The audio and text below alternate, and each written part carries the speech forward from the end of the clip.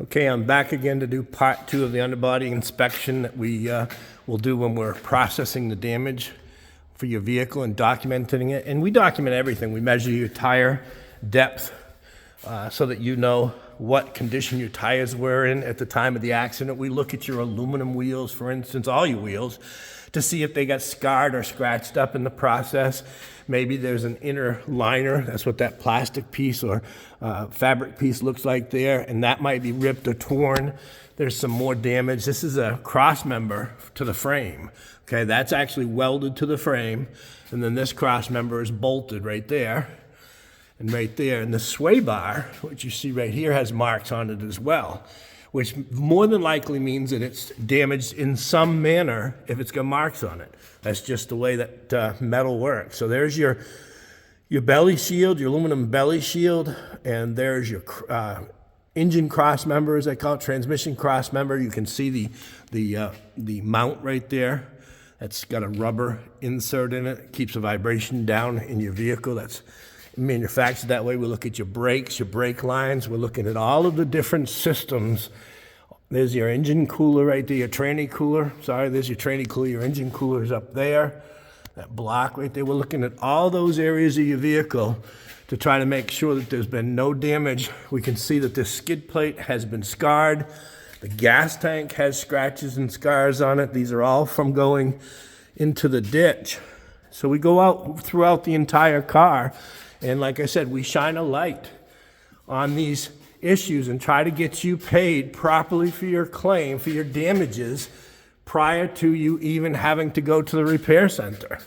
Okay, you can document all of this, and then when they want you to upload photos, we will give you photos very specific to your damage so you can see them. They will be unmarked up photos. They'll only have designations of where the damage might be, but there'll be far more professional photos where no one can deny seeing the damage, and therefore some amount of money has to be offered to you to correct that issue.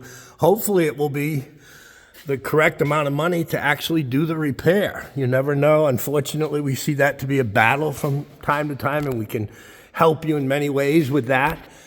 We'll tell you many times. Now, this is interesting. If you notice this shield, the shield is wet, okay? You see the stain on the shield? That gives me an indication that during this damage, whatever happened, something on this vehicle leaked or got that area wet. You'll notice this one doesn't have the same stain on it, okay? Just a slight bit of a shadow, and that's actually from the tire. That's not actually a stain. So these are the things that most people don't pick up on. Sometimes techs don't even see it, unfortunately, that we will expose for you. But one thing we really want to reinforce for you that we need to say over and over is to get everything in writing.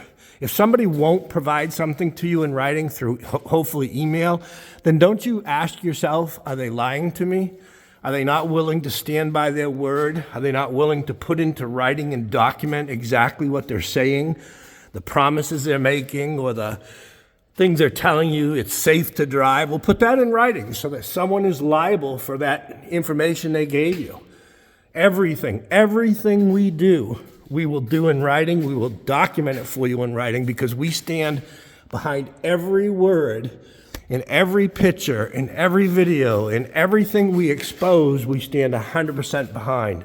That's why you want to make sure you get your car looked at before and after, and again, documented during. You can request that your repair center take photos during your entire repair process. Can you see the scratch marks all the way down the side from the branches that actually scratched the paint, which means it scratched the mill thickness of the clear coat, which is detrimental to the clear, making sure it doesn't delaminate later in its life. So you got to make sure there's enough thickness in the clear coat and the mill thickness so that it lasts. I'm going to shut this second part off now before I run way too long.